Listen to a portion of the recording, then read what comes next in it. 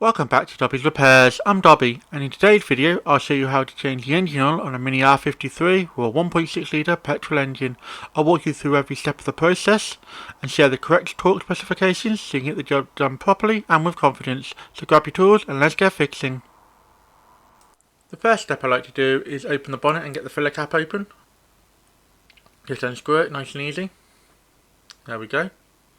I'm going to place this down by the bonnet release, just so that I can't forget to put oil back in. And I'm also going to pull the dipstick up as an extra reminder.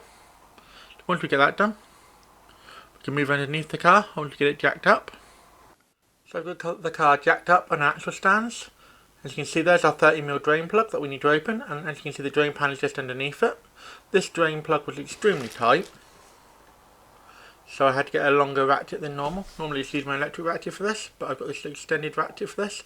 And there will be a link to all the tools I use in the description down below, so check them out if you're looking for what tools I use in this video. And yeah, I'm just going to adjust the camera slightly so we can get you a slightly better angle. And there we are. Just get it on there.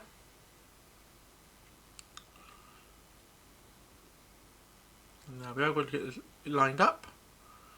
You can then adjust the ratchet slightly, so it actually goes the right direction. It always goes in the wrong direction. And yeah, we're going to break it loose. It is really tight, as you can see. This is quite a long 3/8 drive ratchet. I'm struggling, and the third time's the charm. It breaks loose, and I'll quickly grab my electric ratchet and carry on with the rest of the job. We're going to be replacing this sump plug anyway, so that's good. Sometimes it can also be 40mm, is worth mentioning. Now we've got the sump plug all the way out. We're going to be quickly removing it by hand the rest of the way, so we've got control over it. Make sure your drain pan is in the right spot, because the oil will come out really quickly. The engine has been warmed up for about 10-15 minutes before this, so the oil is really hot, so just be careful. And a quick question for you while this oil is draining. Do you know what year BMW released the modern Mini Cooper? Let me know in the comments down below, and I'll reveal the answer later in the video.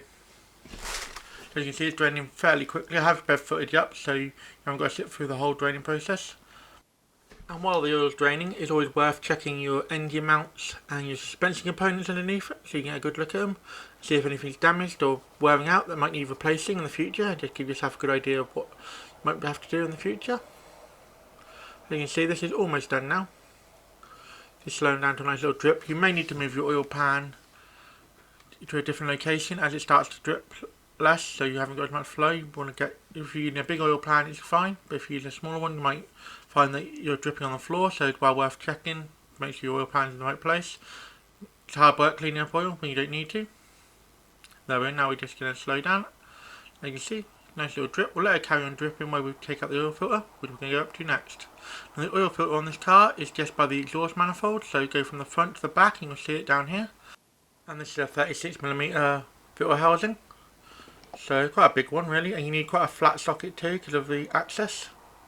So there you are, I've just changed the angle for you. It's also, if you're having trouble finding it, it's also close to the brake fluid reservoir on the top there. So if you look down from where the brake fluid reservoir is, that's where the camera's positioned right now, and that's where you'll see it. And yeah, we're going to break this thing loose with a long bar. Just get the socket lined up. And yeah, I'm using a thin oil filter socket. Again, all the tools I use in this video are linked in the description down below. You do check them out, and if you find this video helpful, drop me a like, and consider subscribing if you're new. There's going to be lots more mini videos coming fairly soon. I just knocked my light down there, so just pick that back up. Yeah, now we've got it loose, I'm just going to switch over to a smaller ratchet, just for easier access. So as you can see, it's got a little hand ratchet here. It's in a fairly awkward spot. And ideally we want to be where the camera is, but I'm coming from the other side, so it makes it a bit more difficult. But if you're not filming this job, you can put yourself where the camera is and make it nice and easy. Yeah, we could work it loose. It is fairly tight, there is no ring on here, and it hasn't been changed for a while from the feel of it.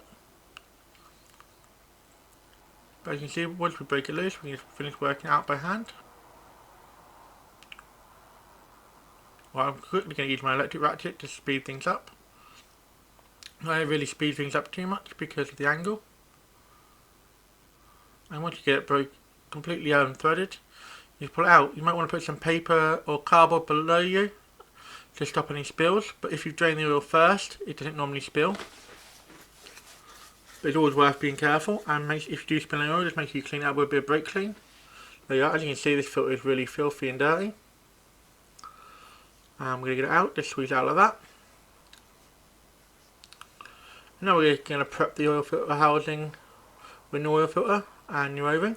So first thing first, remove the old oil filter. As you can see, it's been in there quite a while. It is quite disgusting and quite grim. You can quickly wipe my hands off so that I can actually touch the next thing. It's well worth having gloves on when you're doing this job. I'm just going to remove the old O-ring now with my tack lifter. Really handy little tool. And yeah, you can also use a screwdriver to remove the O-ring. Here's the new O-ring. I'm just going to leave it up with a bit of fresh oil. You can't see me doing that on the camera because the angle's a bit bad. Sorry about that. Yeah, just a bit of fresh oil around the ring just to give it nice bit of lubrication so it doesn't snag up when you're putting it on, or especially when you're tightening it down. Yeah, just get that on. Make sure it's all flat all the way around. Like that. It goes on fairly easily on this metal housing, that's quite nice.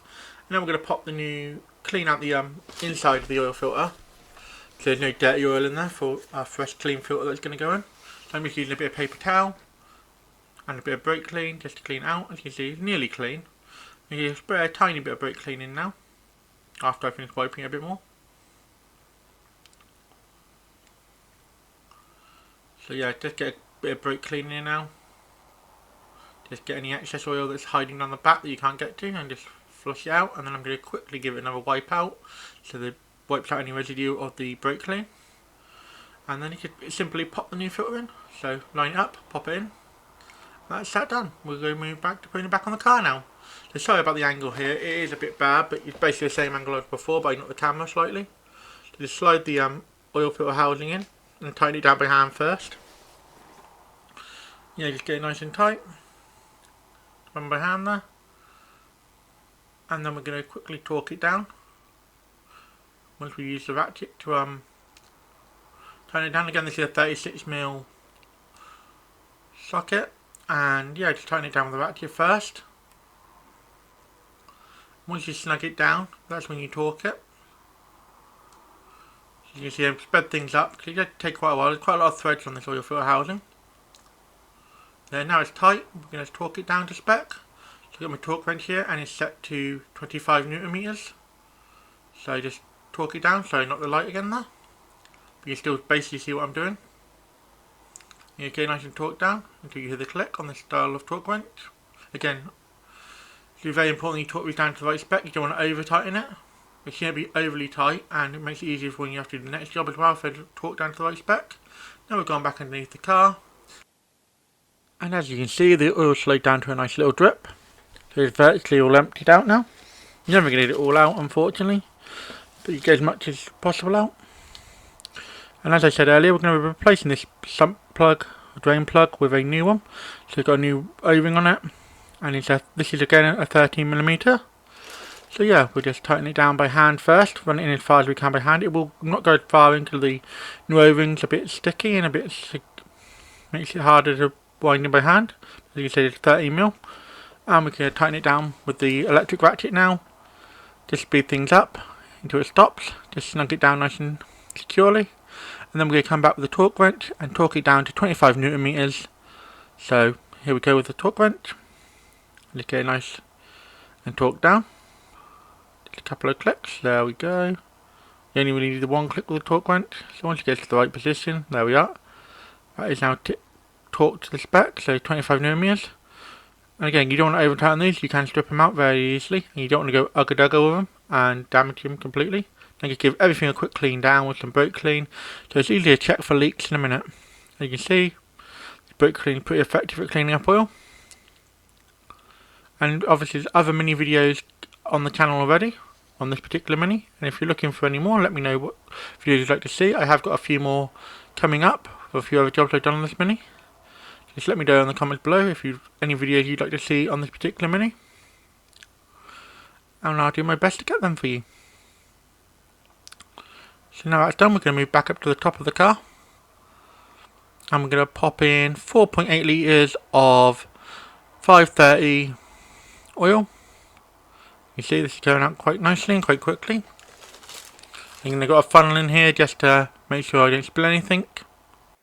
And just to answer the question I asked you guys earlier about when BMW first released the model Mini Cooper, it was in 2001. So 25 years ago at time of recording. So quite a long time ago. Really? Quarter of a century. Makes me feel old. Anyway, moving on.